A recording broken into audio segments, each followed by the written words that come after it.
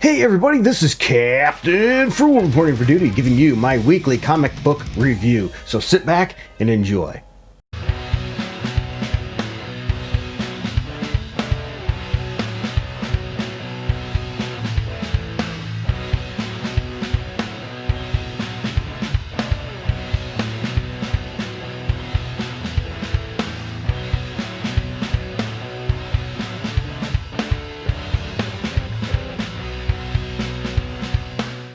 Alright everybody, for those of you that know the drill, I go over a bunch of comic books for the week that I chose to read.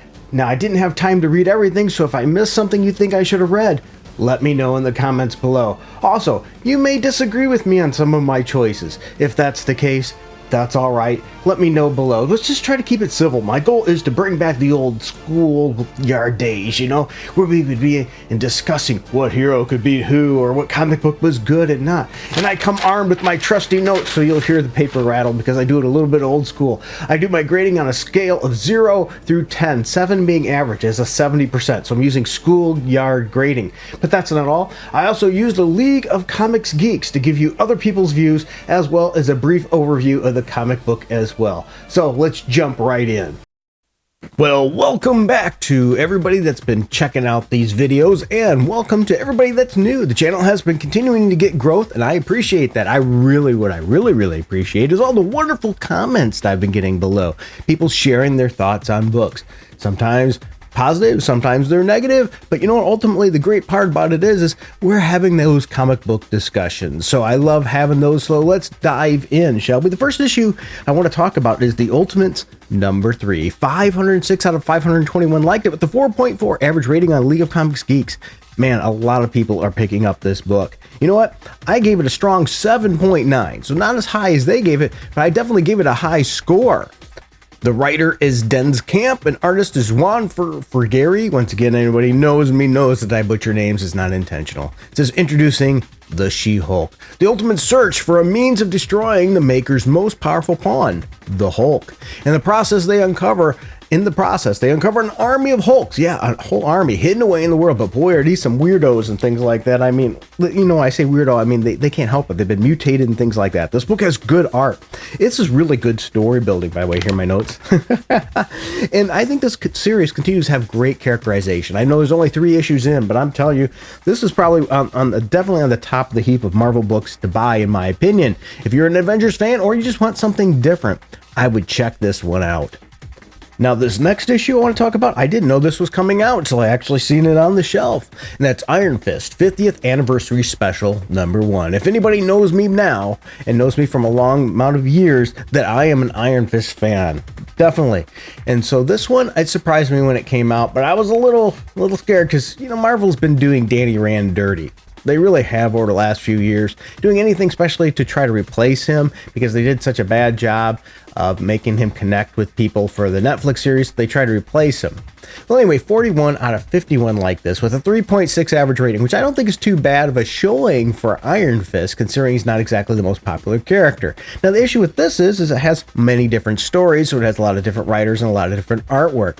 If we have for the writers, we have Alyssa Wong, Chris Claremont, Frank Terry, Jason Liu, Justina Ireland, and so that we have that group there, and we have some different artists. This also has some different covers as well that are available. A good cast of characters in this. We have several stories. The first story is Training Day. Well, you know what? Before I get on that, this thing is going to craft a bunch of these different stories. But one thing. Usually things like this, I don't like these books very much, but this one actually has one that carries weight going forward, and even some of these stories, because they're all short stories, actually connect together, which I think was a nice touch.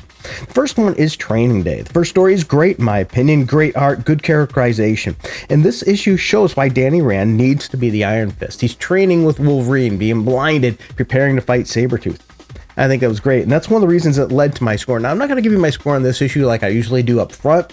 I'm actually going to give it to you afterwards, because each one of these stories I graded individually. And this one I thought was an 8. So that was a good start. And then the second story came, which was Iron Fisticuffs. This is better than expected, but I do prefer a story about Danny. But here's the thing. While reading this, I thought, you know, why don't they make it more like an Iron Fist team then? But still, because Danny still has the Iron Fist power, it's just not the Iron Fist. It's a little weird. And what I like about it is this one connects to a later story in this very issue. So I gave this one a 7.5. Now, the third story, Emergency Call, is completely silly. The art is not good, but the characterization's interesting, and it's a cute story, but it really isn't nothing too fancy. We have Iron Fist calls Colleen and Misty Knight in because there's an emergency when really he needs help with some kids, and that's what it is. And you know what?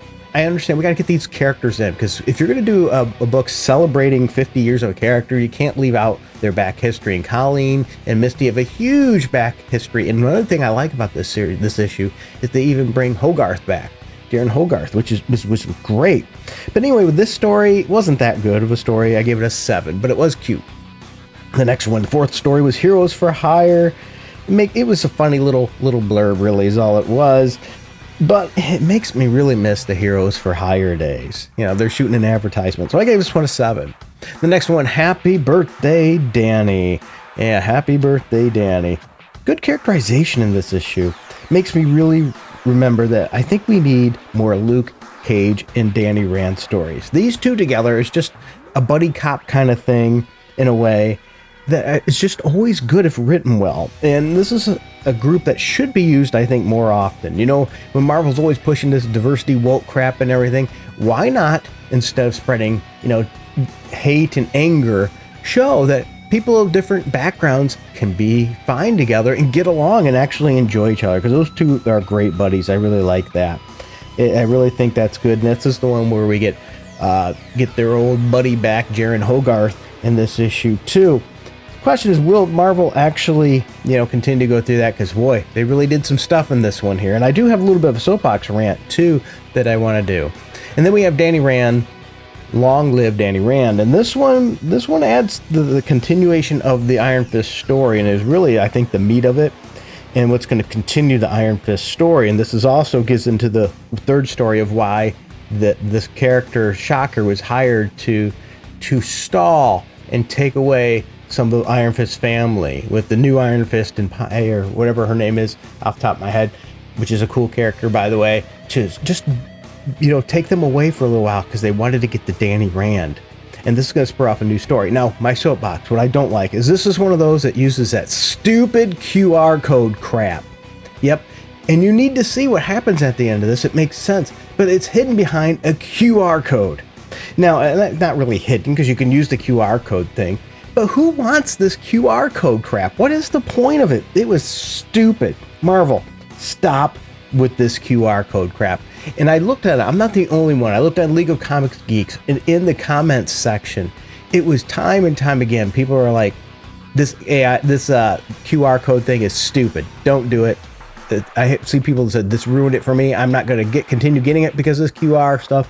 So Marvel, stop the QR crap. It's not worth it. So overall, this issue I gave a 7.5 because some parts of it was really good and some needed work. As a huge Iron Fist fan, I was incredibly unhappy or happy. It has some good alternate covers, some okay covers as well. And if you're an Iron Fist fan, go ahead and check it out, because I think you might want to see what's going to be happening next. Hey guys, today's video is sponsored by My Wallet. Yeah, I'm not trying to push any kind of wallet or pimp any wallet out. What I mean is it's sponsored by my personal wallet and the cash that comes out of it to pay for these things. If you want to help with this, you can hit like, subscribe, that notification bell. Those are great ways to get started. But if you find yourself in a position where you can help the channel more, we have a Patreon and a subscribe star down below that you can click on those links. And for as little as $1 a month, you'll have special videos and things to just you, music that you can get. Or maybe if you wanted to, a one-time donation just to help out, we have a Streamlabs link down below. Or we also have, if you go to the Patreon shop, you could buy a song for like $3. I wish I could put them a little lower, but that's the minimum they allow for that.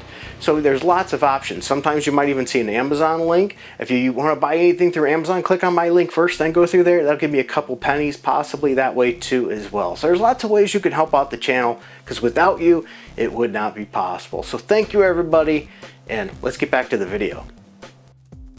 Now before I hop into the next issue, if you don't mind, make sure you take a moment and hit like and subscribe. Because let's be honest, you're probably sitting on the toilet right now, taking a dump or whatever, and you're deciding to watch this. And if you like to watch something while you're taking a crap, my videos are a great alternative for something to you to do that. You can check out videos on music. I do comic book reviews, product reviews, video game stuff. So a lot of entertaining stuff, well, while you're stuck on the throne. So if you don't mind, just go ahead and hit that like and subscribe. All right, the next book I want to talk about is DC Vampires World War V, number 1. 81 out of 86 liked it with a 4.1 average rating on League of Comics Geeks, and I gave it a strong 8. Yeah, not bad. The writer is Matthew Rosenberg. He's taken another crack at this world, this universe, this Elseworld series in DC. Artist is Otto Schmidt, which normally I don't care for this art style, but for this series, I think it works.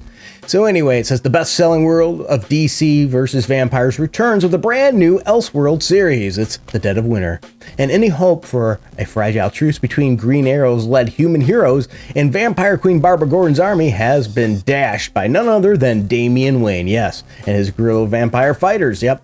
He's the only one fighting back against the bloodthirsty hordes, leaving Green Arrow with a choice. Does he stand and fight, or sacrifice the boy in the name of peace? Because that's the thing. Right now, they've sort of struck a peace agreement. And this is, do we go forward and try to take these vampires out? Or do we sit back and just try to hold the peace? And I think the art fits the story. It's really a good, neat story arc. I like it. It's an exciting start to this series. And I think it continues to have good characterization. It really is. I enjoyed the story development in this series overall. If you're liking this kind of Elseworld thing, I think this is one that you should be checking out. Now, let's dive into something really cool. Spider Society. Yeah. No, I didn't bother reading this crap. As you know, I am absolutely sick of a zillion versions of Spider-Man. Anything to take the emphasis off of Spider-Man, which Marvel hasn't been able to write correctly in a long time. They make him like a goofball and give us a zillion different variants of Spider-Man. There's so many, it takes away from what makes the character special, in my opinion. But that's just my opinion, so I didn't read that book. Next one I do want to talk about, though, is Transformers issue number 11, where 218 out of 225 liked it with a 4.4 average rating on League of Comics Geeks, and I think that's a good, strong, fair score because I gave this book an 8. It's a good one. It definitely is. Writer is Daniel Warren Johnson. You can tell these are unscripted. And artist is George Cora, and not highly edited either. These are more just fun, casual conversations. That's the tone I like to keep on this video series. It says, only Optimus Prime can save Earth and Cybertron, but will all the Autobots stand with him? Yes, there's a little dissent, a little, who's going to want to do what kind of thing in this one. But boy, is this a great story. The Autobots go to save their friends. They're going in to save them because they've been captured by the Decepticons. And they found out by what's happened with Ultra Magnus of what would happen if they capture you. And boy, in this issue, when the Autobots look like they're finally going to get the upper hand, they've got Ultra Magnus with them now and rebuilt. Ultra Magnus is suffering from PTSD. He just can't do it. And that puts things in a deadly spin. The series does do a great job with characterization. And this is something you probably would have never thought about in a Transformers issue of a Transformer going through PTSD. I really think that they've done a great job of expanding and building on these characters in this series, and it's making it interesting. And speaking of interesting, let's talk about Green Lantern number 14. 158 out of 164 liked it with a 4 average rating on League of Comics Geeks. The writer's Jeremy Adams. Penciler Fernando Parson, which again, probably butchered that.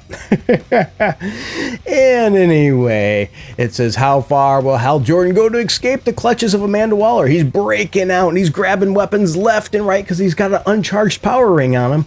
So he's grabbing whatever they've captured from the villains to fight back to get himself out of here and out of that capture, being captured there. And it's a good one, good art, good action. And this is, I think, a great issue for any Hal Jordan fans. It shows, just the characterization of Hal, how he's different, how he has so much confidence in himself, a little bit of his goofy, happy-go-lucky spirit and attitude, but how he's very optimistic and always going to find what he can. And some of the latter series we've had with Hal Jordan has been a little bit depressing with his attitude and things. And this one, I think we're seeing that fun side of Hal Jordan that we like. And it has some alternative covers, too, that are very good for this particular one. I really enjoyed this. That's why I gave this issue a 7.6. I thought it was really quite good. And if you are a Green Lantern fan, especially a Hal Jordan fan, I think this is something you should be checking out. Next, I want to talk about Batman and Robin number 12. 103 out of 110 liked it with a 3.9 average rating on League of Comics Geeks, and I gave it a 7.5. Writers Joshua Williamson, artist and colorist is Juan Ferreira. Yeah, anyway, finally, Damian versus Bane. Yes, if you recall last issue, Damian's seen Bane and said, I'm going to go kill this sucker. Years ago, why? Well, by the way, why is Damian doing it? If you're living under a rock and don't know, it's because Bane killed Alfred Pennyworth right in front of him. Yep, right in front of Damian. And Damian had a really close relationship with Alfred, and they build on that and show some more of the background history of the relationship in this issue. But now they're on Dinosaur Island. He sees him. He runs away from Batman because he's going to go kill Bane. At least that's what his intentions were. This is a tale of not only vengeance, but also forgiveness. There's some good characterization and character growth in this issue as well, and some decent art. So if you haven't been checking this out, this might be one for you to get. I liked it more, I will say, than I expected to enjoy it. So it really quite well surprised me. The next one I want to talk about is Absolute Power Task Force 7, number 4, with 139 out of 154 liking with a 3.7 average rating on League of Comics Geeks. I gave it a strong, but okay, 7.2. The writer is boy, dude, sorry. I butchered that guy's name. It ain't going to happen. And the artist is Claire Rowe. Once again, no mean intent meant there. It's just pronunciation. It's a challenge. I only speak for a living. The mechanical murderer menace of Failsafe. Yep, they're dealing with Failsafe again. He's busting in as the team of Nightwing, Robin, and others are all working together to figure out what to do. Yep, but what do you do when an Amazo army member comes crashing in? Well, not just that. No, you don't have an Amazo here. You ready? Who do we got? We got Failsafe. Yeah, we have Failsafe busting in there and causing problems. What will this team do? Can they hold their own and get away? Well, you're going to want to read that to find out. And I think this is a solid issue. Good story, good characterization, and this is good, but here's the thing. If you're really not into the Absolute Power and not reading it, there's no point in getting this. But if you are reading the Absolute Power series, this is probably one you'd want to check out. Now, this next one I want to talk about is partially what may have led some new people to watch this video. It's the Sensational She-Hulk number 10. Yeah, 97 out of 108 liked it with a 4 average rating on League of Comics Geeks. I gave this one not near that score. I gave it a low 6.9. The writer is Rainbow Rao. Artist is Andres Genolt. And here, anyway, what's the fate of She-Hulk and Jack of Hearts? We're going to find out in this last issue of the series, and that's why, yes, She-Hulk canceled again. Only 10 issues in. This is the final issue, and there's good reason for it. Let's be honest here, people. Who is the target market for this? Think about it. The most successful runs of She-Hulk showed some action, showed her being a little bit more fun, and it just, this isn't it. This series, it was too much soap, if you will. And guys, I don't think have a problem reading that about the relationships and everything, but it's so focused on that there really wasn't much more beyond that in this series.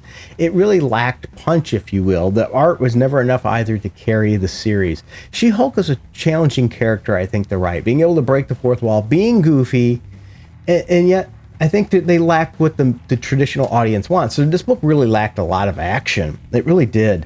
The whole series, and that's the problem, was just nothing special. There was a hint, a little glimmer for a little bit that there might have been something cool coming, and it never panned out. And that's the way this whole series has been. Nothing really to go, oh wow, that's cool. Let's hook you into the story. Everything was just, it's okay. And that was the problem. This was a missed opportunity. It wasn't that good. This whole series here was focused on a target market that doesn't exist. And that's the problem. I understand trying to grow your market. I truly do, being a business professional. But in order to grow your market, you can't do it in spite of your current market. And that's what this does. This fails. Marvel's continuously doing that. That's why Captain Marvel's failing. And that's why most of our female characters are failing. Spider-Woman's failing. She-Hulk's failing. It's not necessarily because there aren't good characters. They're not writing them to fit the target audience, to what they're looking for. Marvel actually needs to quit thinking they know how to tell people what to think and what they want and start listening to what people want. And the reason I went on this long tirade is because that goes directly for what I'm going to talk about next. The Amazing Spider-Man, issue number 55. 122 out of 159 liked it with a 3.4 average rating, and I gave this book not even close to that. I gave it a 5.5. The writer is Zeb Wells, artist is Emilio Leoso, sorry if I butchered that name. And it says the last arc nearly killed Spider-Man. Others weren't so lucky. Peter hopes to take a breath, but gets a new challenge to face this. In the 949th issue, legacy issue of Amazing Spider-Man, this is the latest domino to fall as we head into our next big centennial. And I tell you, if this is any indication of what's to come next, this book is in serious trouble. This book was garbage. This was all about Peter and dating this new potential love interest. No one wants this relationship with Peter. I'm sorry, if you disagree and you do want this relationship with Peter, let me know in the chat, because I don't like using absolutes. You'll notice I don't often say everybody, no one, because absolutes are usually wrong. But I tell you, I don't know anybody that wants this relationship with Peter Parker. This character, they just don't want it. I'm not saying there's anything wrong with this other character, but people don't want this. We've been waiting years and years and years for MJ, and then when they finally tease us with MJ, they take it away to give us this crap. It is a nice cover, don't get me wrong, and this book has actually really good art. But the whole issue is dumb. Peter is in a date, and he sees some villains, and so what's he do? Instead of rushing out of Spider-Man like he's going to, he runs out as Peter Parker and talks with them, pretty much telling him, you're interrupting my date. First of all, these villains have no clue who this guy is and would not give two craps about, the Rhino doesn't care about Peter Parker and his dating relationship. It just doesn't happen, and neither does the other worthless characters that they used. It was a complete waste of time. This issue is a waste of time and a waste of money to set up a story arc, a relationship that nobody cares about. This issue was 100% waste of money, waste of paper. And man, Marvel needs to do something with Amazing Spider-Man, because they figured out how to completely sink this character. I mean, I thought Dan Slott knew how to sink a character, and he sunk Spider-Man well. He really did. But this isn't any better. This is sinking it just at the same level, maybe even worse, dare I say. And the last one I want to talk about today is Vengeance of the Moon Knight number 8. And I know not all my people who watch this video are Moon Knight fans, and I keep raving a little bit about Moon Knight, so they probably rubs them the wrong way. But the thing is, 134 out of 145 liked it with a 4.1 average rating on League of Comics Geeks. And I give the book a 7.3. I mean, that's nothing super strong. The writer is Jed McKay, and artist is Dev Preckham, which I'm just going to butcher that.